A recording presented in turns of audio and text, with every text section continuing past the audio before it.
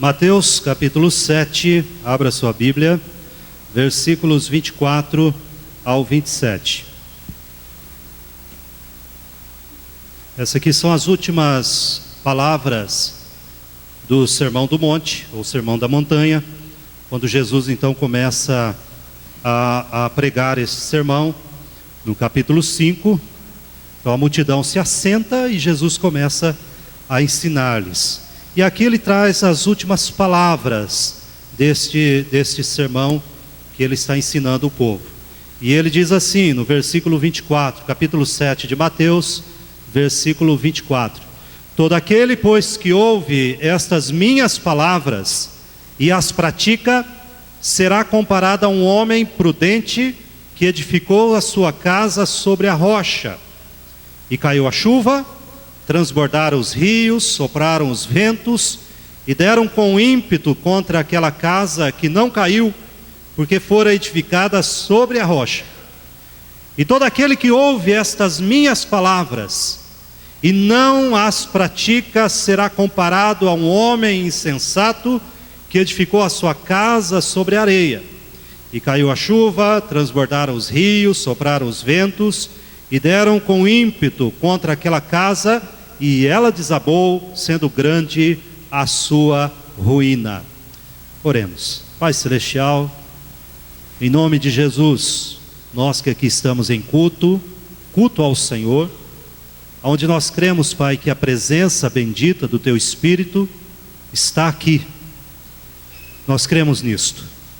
E nós cremos que esta palavra, inspirada pelo Senhor, é a palavra que edifica a nossa alma, que alimenta, que traz o verdadeiro pão do céu. Que o Senhor, Pai, nos sustente nesta noite, através desta palavra.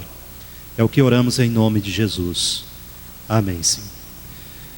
Ao terminar então o sermão do monte, Jesus aplica dizendo: olha, quem ouve o meu ensinamento, aquilo que eu falei e pratica, ele então será comparado ao homem que edificou sobre a rocha. Mas aquele que não ouve os meus ensinamentos, aquilo que eu falei, será comparado ao que edificou sobre a areia. Meus irmãos, eu estava vendo um livro chamado Oficina de Casamento, escrito pelo reverendo Adão Carlos Nascimento. Alguns aqui conhecem esse livro, talvez já até leram. E ele conta uma história ali, num dos seus capítulos, que essa história aconteceu alguns anos atrás no Rio de Janeiro, que um prédio, depois de uma chuva, desabou. E no desabamento desse prédio ali no Rio de Janeiro, morreram muitas pessoas e tantas outras ficaram gravemente feridas naquele acidente, naquele trágico acidente que deixou a cidade do Rio de Janeiro tão triste e abalou de fato a nação, o país. E quando esse acidente aconteceu, depois que se tirou os escombros, os entulhos, alguns peritos então vieram para determinar a causa do acidente. E depois de um tempo então, examinando aqueles restos do prédio, chegaram a uma conclusão. A causa daquele acidente tinha sido então, ao longo dos anos, de muitas chuvas, maus tempos, temporais e etc., que havia então micro-infiltrações na sua estrutura, nos seus alicerces. E as pessoas então não conseguiam ver. Por fora tudo estava bem, a pintura, o reboco, mas por dentro estava comprometida a sua estrutura, o seu alicerce. E ao longo então dos anos que aquele alicerce foi recebendo essas infiltrações, finalmente veio uma chuva mais forte, um temporal mais intenso, e aquele prédio não resistiu. Ele acabou então desmoronando. Irmãos, tantos outros prédios da mesma idade estavam do lado, da mesma estrutura, do mesmo tamanho, e permaneceram em pé, mas aquele prédio estava condenado, porque a sua estrutura não resistiu àquele aguaceiro. Quando a gente olha para esse texto, e eu quero nesta noite, meus irmãos, trazer aqui alguns princípios para o lar. Eu quero falar um pouquinho sobre o nosso lar, a nossa casa. Eu creio que esses princípios que Jesus traz, não só nesse texto, mas em algumas palavras que ele traz aqui no Sermão do Monte, são de extrema valia para a nossa casa, para a sua relação com a sua esposa, com seu esposo, os filhos na sua relação com seus pais, e os pais na relação com seus filhos. Há princípios aqui que Jesus traz, que nos faz então olhar para essa direção. No texto lido, Jesus fala aqui de chuva no telhado. Já viu aquela chuva no telhado? Quando ele diz assim para nós, caiu a chuva. Jesus também fala de rios nas estruturas. Quando a água sobe e inunda as estruturas, os alicerces. E Jesus fala de ventos na parede.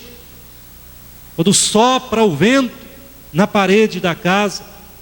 E por que aquela casa, uma fica em pé e a outra então desmorona? Então Jesus traz aqui para nós alguns princípios nessa direção, para que a gente aprenda como que a nossa família pode se manter em pé, mesmo quando há chuva no telhado, mesmo quando há rios nas nossas estruturas, nos nossos alicerces, e mesmo quando há ventos nas nossas paredes. Como o nosso lar, a nossa casa, o nosso casamento, a nossa relação com os filhos, a relação dos filhos com os pais, podem ficar intactas, mesmo com todas essas adversidades. Jesus dá aqui para nós alguns princípios. E o primeiro deles, capítulo 7, versículo 12, fala de um princípio. Eu quero que você preste muita atenção nesse princípio. Preste muita atenção. Capítulo 7, versículo 12, Jesus diz assim: tudo quanto, pois, quereis que os homens vos façam, assim fazei-o vós também a eles, porque esta é a lei e os profetas. Eu quero que a gente leia juntos esse versículo, capítulo 7, versículo 12. Leiamos: tudo quanto, pois, quereis que os homens vos façam, assim fazei-o vós também a eles, porque esta é a lei e os profetas. Um princípio que você tem que aplicar dentro da sua casa. Atenção pai, atenção mãe, filho, esposo, esposa. Um princípio muito claro de Jesus aqui é que você tem que plantar o que você espera colher. Esse é o princípio. Você tem que plantar o que você espera colher. Tudo quanto, pois, quereis que os homens vos façam, assim fazei-o vós também a eles. Às vezes, dentro de um casamento, dentro de um lar, dentro de uma casa, a gente só quer receber. Só quer que outros façam por nós. Mas nós não queremos fazer. Qualquer agricultor sabe, isso é um princípio da agricultura, que se você quiser colher soja, você tem que plantar soja. Se você quiser colher trigo, você tem que plantar trigo. Não tem jeito. Então o princípio de Jesus para nós dentro dos nossos lares é: plante o que você espera colher.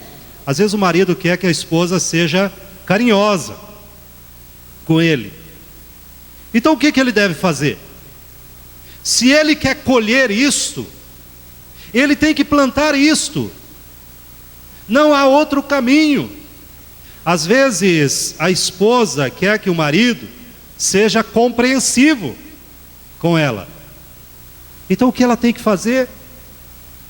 Se ela quiser compreensão, ela deve plantar compreensão para que isso aconteça. Meus irmãos, às vezes os filhos querem que o seu pai ou a sua mãe, os ajude. Querem que eles façam determinadas coisas. afinal de contas eles são os meus pais, eles têm a obrigação de fazer. O mesmo princípio se aplica também aos filhos. Se você espera algo, plante primeiro. Se você quiser comer batata no jantar, não adianta plantar a batata agora. Há um tempo para que ela venha a produzir.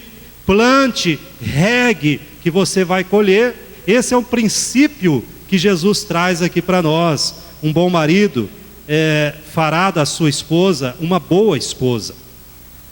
Uma boa esposa fará do seu esposo um bom esposo. Não ache que um péssimo marido vai produzir uma boa esposa. Isso é loucura. Isso foge do princípio da palavra de Deus. Não acha que maus pais vão produzir bons filhos. Não vai. O princípio do plantar e do colher é muito claro por Jesus, quando ele diz: tudo quanto pois quereis que os homens vos façam, você tem que fazer primeiro a eles, para que você colha aquilo que você espera plantar. Eu quero que você abra a sua Bíblia. Se você desejar, eu quero dirigir aqui uma palavra para os esposos. 1 Pedro, capítulo 3. Se você estiver perto aí do seu esposo, se ele estiver demorando para abrir, ajuda ele aí, viu? Não deixa ele ficar sem ler esse versículo. Para os esposos. E o texto diz assim para nós, e para os rapazes que aqui estão, que ainda não se casaram, mas que Deus vai preparar alguém aí para você. Então você já vai aprendendo algumas coisas. Capítulo 3, versículo 7 de 1 Pedro, diz assim: maridos, vós igualmente vivei a vida comum do lar. Preste atenção nesta palavra: viver a vida comum do lar. O dia a dia do lar. Às vezes o marido acha que ele é um turista dentro de casa. É vida comum, com discernimento. Não seja um desligado, um alienado. Tenha discernimento e tendo consideração para com a vossa mulher como parte mais frágil.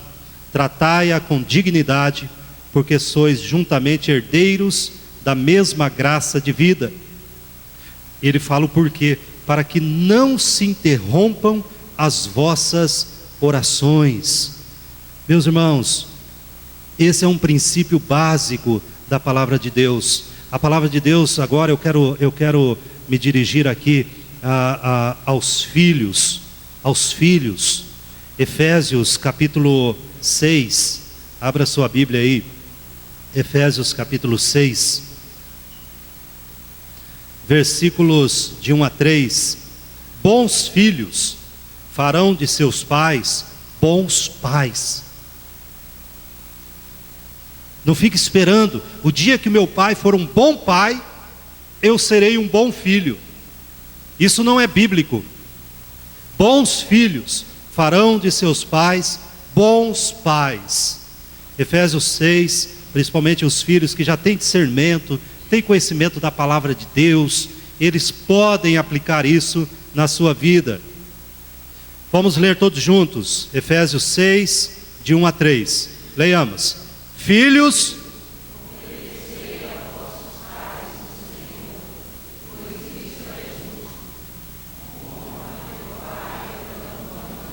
que é o primeiro mandamento com promessa, para que te vá bem e sejas de longa vida sobre a terra. Amém. Bons filhos produzem bons pais. Esse é um princípio da palavra de Deus. Só que a Bíblia fala que bons pais também produzem bons filhos. Veja o versículo 4 de Efésios 6. Agora os pais, você que é pai, é mãe, veja o versículo 4. E vós pais, não provoqueis vossos filhos a ira, mas criai-os na disciplina e na admoestação do Senhor. Amém. Esse é o princípio que Jesus Cristo traz para o nosso lar, que significa um lar plantado, edificado sobre a rocha. Ele não se abala, porque ele está sobre a rocha. Efésios capítulo 4, veja aí, meus irmãos, a palavra de Deus. Muitas vezes dentro de casa, a gente acha que pode colher laranja plantando limão. Não dá. Não dá. Às vezes a esposa, o esposo reclama, os filhos reclamam: ah, mas a minha casa é um lugar assim conturbado, não há paz dentro da minha casa, eu não consigo, eu prefiro ficar longe de casa, porque meu lar, minha família é assim, todo mundo é conturbado e é um problema sério. Efésios 4, versículos 31 e 32, veja só o que a Bíblia diz para nós: longe de vós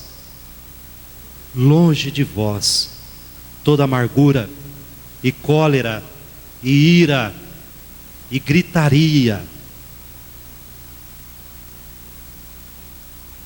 e blasfêmias, e bem assim toda malícia.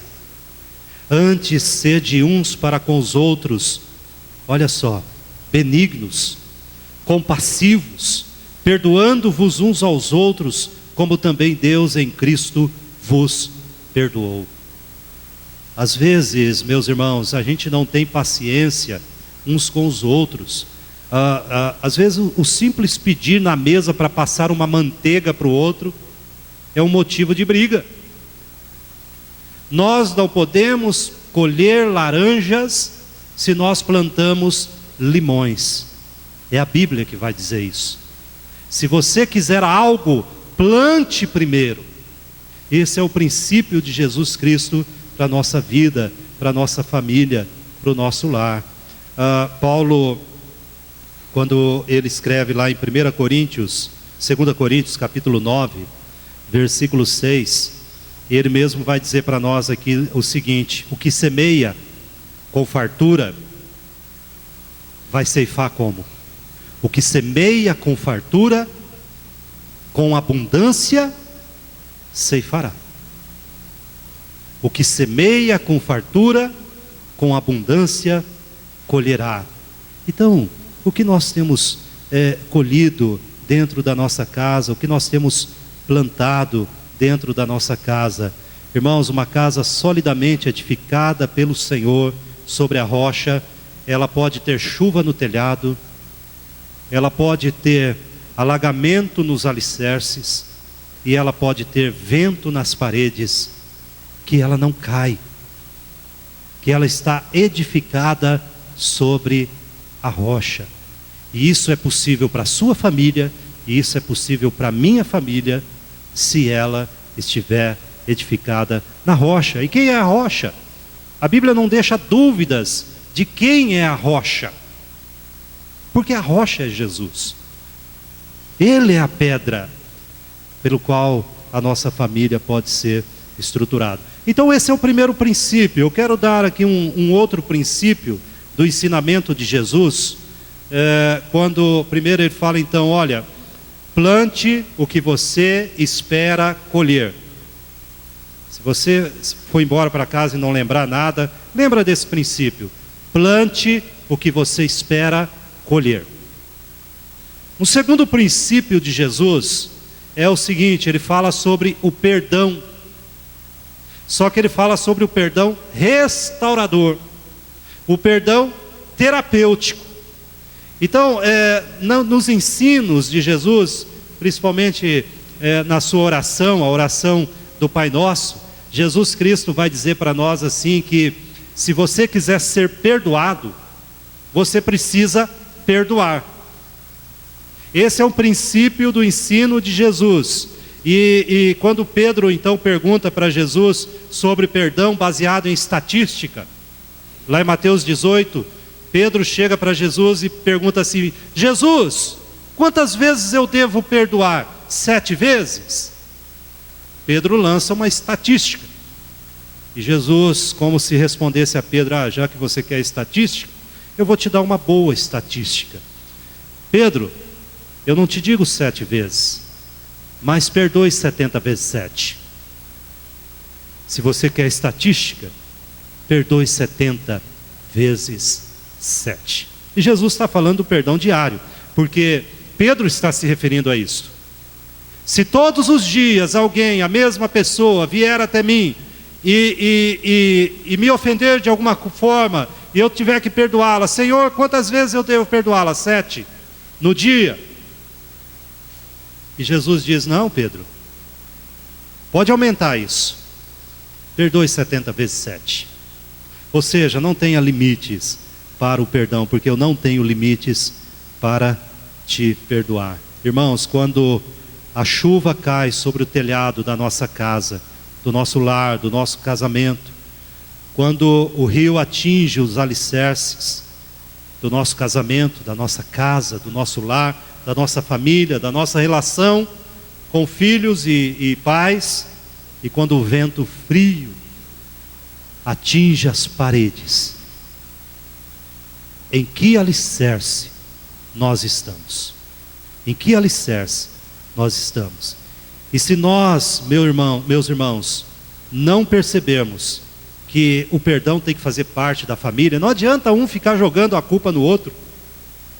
Quando as calamidades vêm, quando a chuva atinge o telhado, a água atinge os alicerces, o vento atinge a parede, foi sua culpa. Mulher, você que gastou demais. Os filhos que não têm limites. Não adianta ficarmos jogando a culpa um sobre o outro. Se nós não exercermos o perdão, o nosso lar vai desmoronar.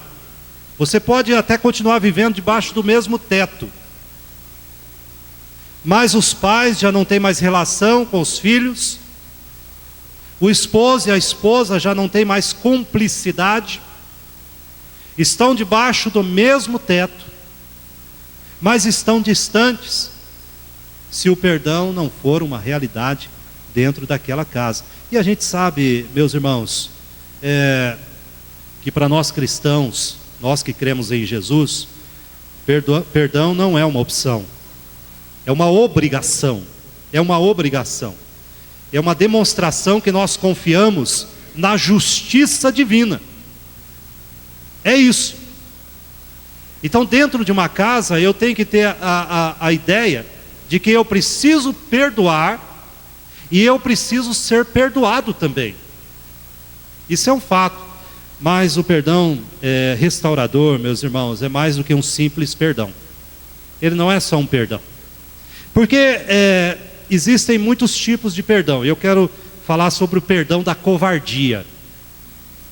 Às vezes, talvez, quem sabe você já tenha praticado esse perdão. O perdão da covardia. E o que é o perdão da covardia? O perdão da covardia é aquele que perdoa para não ter que enfrentar uma situação. Então aquele que diz assim: não, eu te perdoo, mas é para não falar mais no assunto. É para não ter que discutir aquilo. Então ele concede esse perdão, mas é para não enfrentar uma situação. E não é esse perdão que Deus quer dentro da nossa casa. Porque esse perdão não vale nada. Ele não vale nada, porque continua no nosso coração alguma coisa que teria que ter sido arrancada dali e não foi. Simplesmente dizemos: tá bom, eu te perdoo, mas não vamos falar mais nisso. É o perdão da covardia. Há o perdão também da indiferença. O perdão da indiferença é aquele que perdoa a pessoa e diz assim: tudo bem, eu te perdoo, mas eu quero distância. Eu quero distância. Está perdoado, mas não fala mais comigo não. Tá? Eu prefiro não me relacionar com você. Esse é o perdão da indiferença. E esse tipo de perdão não vem de Deus. Ele não é restaurador. Ele não é terapêutico. Ele não cura feridas que precisam ser curadas. Eu digo: você está perdoado, mas Vamos manter, a gente não se dá mesmo, não tem jeito, vamos manter distância. Não houve restauração. E a gente se engana, achando que é o perdão que vem de Deus. E não é. E não é. E tem aquele perdão da esperteza. O perdão do esperto. O perdão do esperto, da esperteza, é aquele que diz assim: tá bom, eu te perdoo. Só que ele preparou uma armadilha. Ele perdoou porque ele já está bolando lá na frente fazer coisa igual. E quando ele fizer alguma coisa igual, ele vai dizer: lembra que eu te perdoei? Agora é a sua vez. Esse é o perdão do esperto. Não é o perdão restaurador. Não é o perdão que traz realmente a cura terapêutica para a nossa alma. Porque o perdão terapêutico, meus irmãos, restaurador, é o perdão que não humilha o outro. Não fica jogando na cara do outro. É o perdão que não acusa, que não cobra, mas é o perdão que eleva a pessoa. É o perdão que compreende, é o perdão que esquece. Ele perdoa porque ele quer remover mágoas. Ele sabe que o único caminho é realmente o perdão terapêutico, porque se cura as feridas. Esse vem de Deus. Esse vem de Deus. O outro pode chamar de remorso, pode chamar de uma desculpa esfarrapada, qualquer outra coisa, mas não o perdão que vem de Deus, porque o perdão que vem de Deus restaura casamentos. O perdão que vem de Deus restaura a relação dos pais com os filhos, dos filhos com os pais, do esposo com a esposa e vice-versa. O perdão que vem de Deus enche o lar de harmonia, de alegria. O perdão que vem de Deus que edifica cada vez mais aquele lar sobre a rocha que é Jesus Cristo, o nosso Senhor. Esse é o perdão que vem de Deus. Você e eu, como pais, como esposos, esposas, filhos, precisamos saber o seguinte: que dentro do lar todo mundo é imperfeito. O seu marido é imperfeito, a sua esposa é imperfeita. E às vezes a gente fala: pastor, não preciso nem falar que eu já sei, né? Mas às vezes a gente age como não soubesse. Os filhos são imperfeitos. O único marido que poderia ter sido perfeito foi Jesus. Mas não era o plano de Jesus se casar. O único pai que poderia ter sido perfeito era Jesus. Mas Jesus não foi pai. O único filho que foi perfeito foi Jesus, porque ele foi filho. Além dele, meus irmãos, não havia mais ninguém. Eva foi uma esposa perfeita, até o dia que caiu. Adão foi um esposo perfeito, até o dia que caiu. Depois, a coisa bagunçou. Então, dentro do nosso lar, nós nos relacionamos com pessoas que são imperfeitas. Esposo perfeito, esposa perfeita, filhos perfeitos não existem. Não existem. Por isso, nós que aqui estamos esta noite, convivemos. Às vezes você ainda convive com seu pai, com a sua mãe. Os pais ainda convivem com os filhos. Relacionamento entre esposo e esposa. Jovens que sonham, esperam se casar e devem se casar e se casem no Senhor. Se por acaso, querido irmão, irmã, nós, se há alguma mágoa no nosso coração, não perca tempo. Vai lá e restaure. E peça para Deus colocar no seu coração o perdão que é restaurador. Não o perdão do covarde, não o perdão do indiferente, não o perdão do esperto, mas o perdão restaurador, terapêutico, para dizer assim: olha, eu quero realmente que haja uma cura no meu coração, porque eu não consigo esquecer isso, eu não consigo avançar a minha vida por causa disso. Então nós precisamos ir lá e colher na fonte, que é Jesus. É aquele que perdoa, aquele que dá capacidade para que a gente perdoe de fato. Nós não podemos deixar para depois, porque às vezes a gente perde no nosso lar, porque Jesus Cristo criou o lar para ser o melhor lugar do mundo. A nossa casa foi criada para ser o melhor lugar do mundo. E às vezes a nossa casa não tem sido isso, porque nós não temos plantado a planta certa, jogado a semente certa, para que ela floresça dentro do nosso lar. É responsabilidade do esposo, da esposa, do pai, da mãe, do filho, da filha, plantarem a boa semente do Evangelho do Senhor Jesus dentro do lar, para que floresça dentro do lar, sem perder a esperança. E eu quero, um último princípio aqui, eu quero destacar. Então, o primeiro princípio que nós vimos: plante aquilo que você espera colher. Entenderam? Vamos falar? Plante aquilo que você espera colher. O segundo princípio: dê perdão e receba perdão, mas o perdão restaurador. E o terceiro princípio, quero concluir aqui com esse princípio, eu quero falar sobre o alicerce do casamento. Então, o casamento deve estar alicerçado sobre o compromisso e não sobre o amor. Eu quero explicar isso.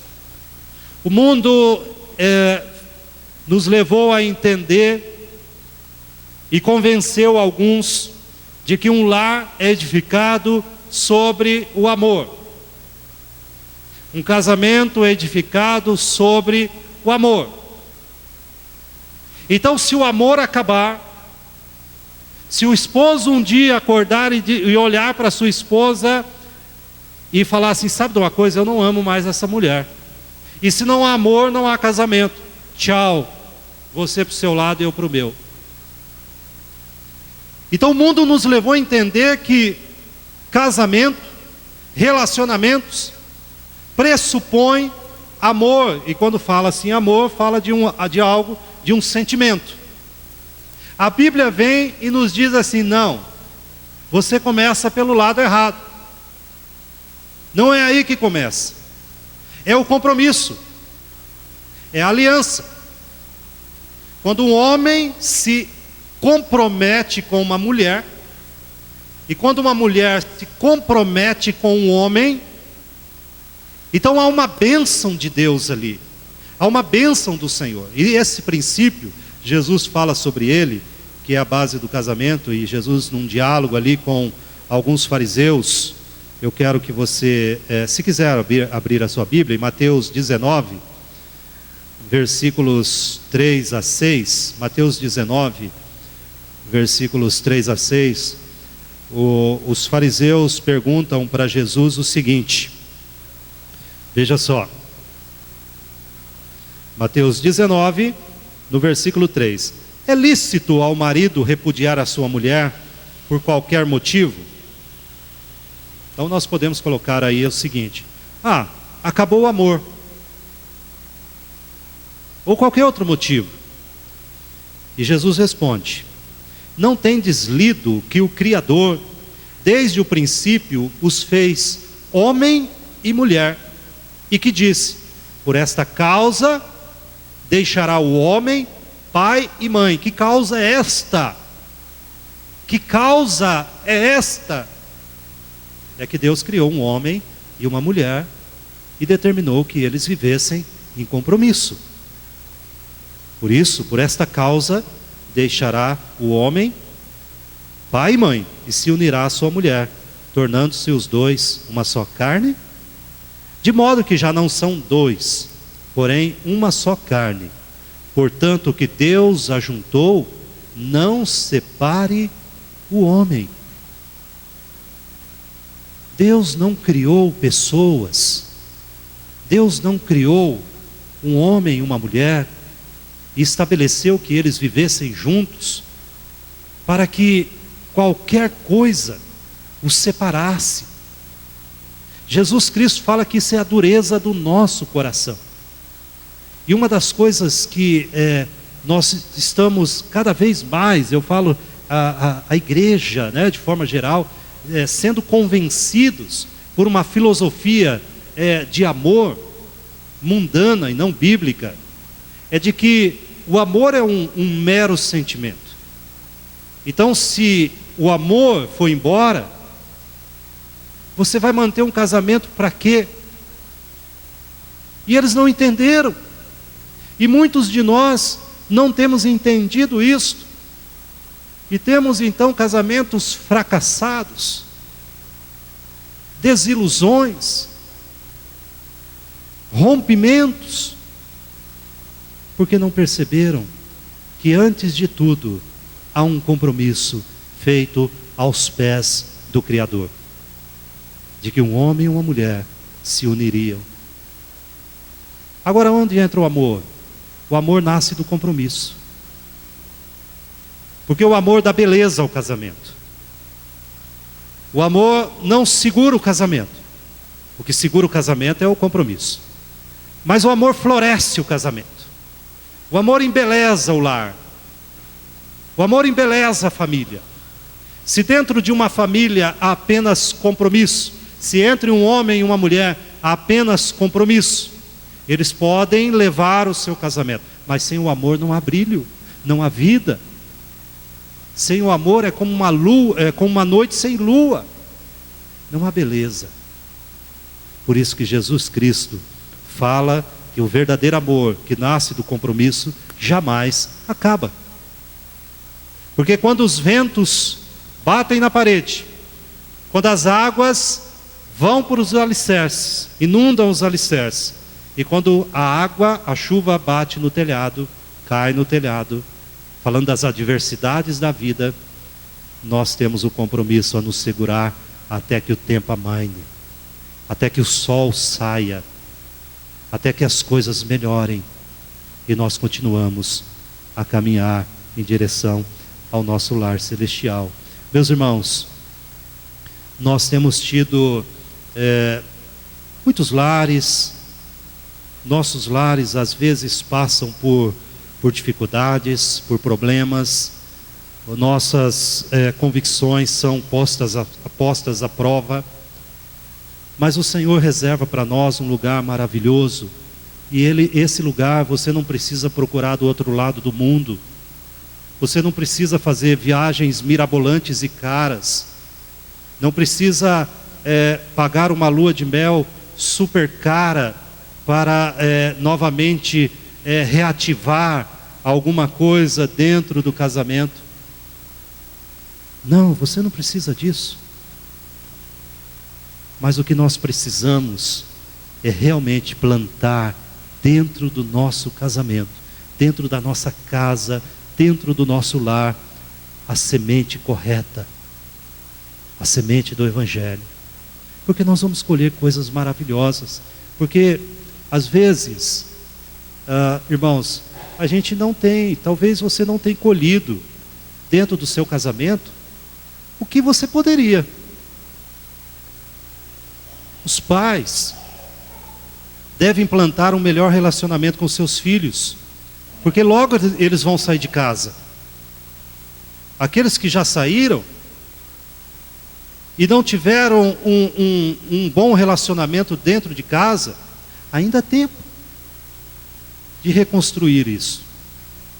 O esposo, a esposa devem fazer isso, plantar coisas para se colherem frutos maravilhosos da bênção de Deus. Deus reserva grandes coisas para nós dentro da nossa casa.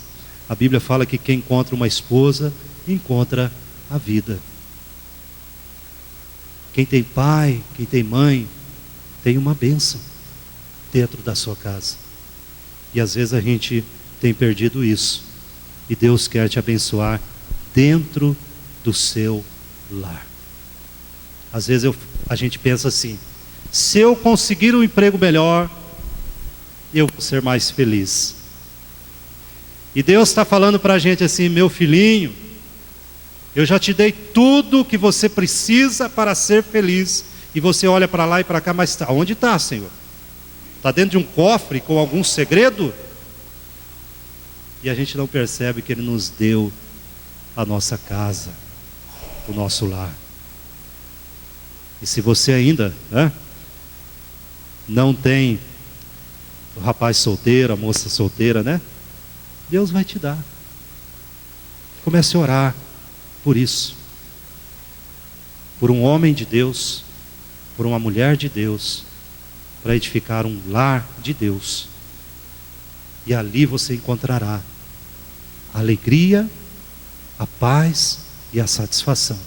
Mesmo que lá fora a chuva caia, os ventos batam e a água inunda, o seu lar será um lugar de segurança, abençoado pelo nosso Deus. Mesmo que o Congresso Nacional afunde mais ainda em corrupção, mesmo que a crise assole mais o nosso país, mas você chega em casa e diz: aqui é o meu refúgio, porque o Senhor me preparou. E nós podemos ter isso em nome de Jesus. Vamos orar, meus irmãos. Eu quero convidar você para que a gente ore. E eu gostaria nesse momento de orar pela sua casa, orar pelo seu lar, orar pela sua família, orar pelos filhos, pelos pais. Mas antes disso, eu gostaria que nesse momento, você que está perto aí da sua família, né? Do seu esposo, da sua esposa, seus filhos, ajunta um pouquinho mais, aperte um pouquinho mais, e nós vamos orar. Ore pela sua esposa, ore pelo seu esposo, ore pelos seus filhos. Vamos fazer isso em nome de Jesus. Vamos dizer: Senhor, eu te agradeço, porque o Senhor não me colocou na família errada, eu estou na família certa. O Senhor não me colocou no lar errado, né? Às vezes, quando a gente é adolescente, você pensa assim: essa aqui é uma família errada. Principalmente quando há problema, né? Não, Deus te colocou no lugar certo, na família certa, com a mãe certa, com o pai certo, com a esposa certa, com o esposo certo, com o filho certo. Deus não erra. E é ali que você vai encontrar a alegria. Ali que você vai encontrar a bênção do Senhor. Então diga: Senhor, na sua oração: até agora eu não consegui ver, mas em nome de Jesus, é isso que eu quero. E eu vou plantar para que eu colha isso em nome do Senhor. Ore aí, ore com a sua família e diga, peça a Deus que abençoe o seu esposo, a sua esposa, sua mãe, seu pai e os seus filhos, em nome de Jesus.